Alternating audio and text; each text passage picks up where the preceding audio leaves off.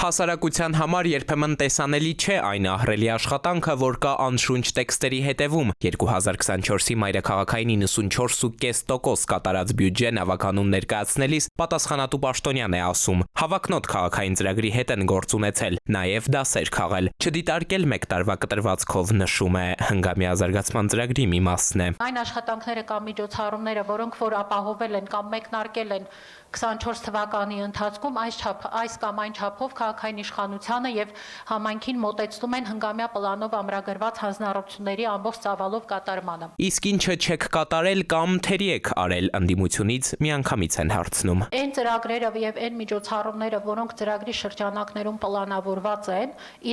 իրենց բնույթով ենթադրում են ծավալուն շարունակական աշխատանքներ, այսինքն ինչ որ մի կոնկրետ բան մեկ տարվա ընթացքում անել եւ ավարտել մասին չի խոսքը, այլև հիմնականում ստրատեգիական բնույթի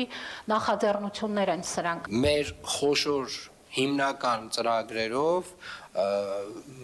թերակատարումներ որպես այդպիսին չունենք։ Այսինքն մեր նախընտրական խոստումների ծրագրով ունենք ծրագրեր, որոնցից առհասարակ հրաժարվել ենք եւ դրանց մասին բարձրաձայնել ենք, մասնավորապես փողոցային մի քանի հանգույցներում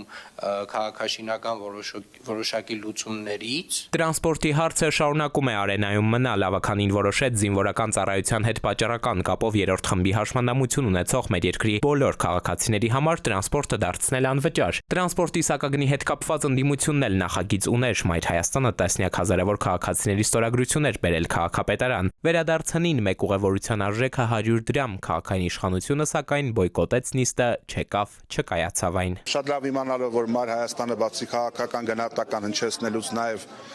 փաստեր, թվեր, վիճակագրություն ա վերհանում, որը հերթական անգամ այդ տիղմը հանում ա ջրի երես, որ կա այդ համակարգում, նաև դրանից վախենալով, խուսափելով իրենք դեմարշ արեցին։ Դահլիճից դուրս էլ կրքերը թեժ են, հարկից հարկ է իշխանության ու ընդդիմության բանավեճը, իրար չեն խնայում։ Էդուարդ Պողոսյան, ժամը լրատվական։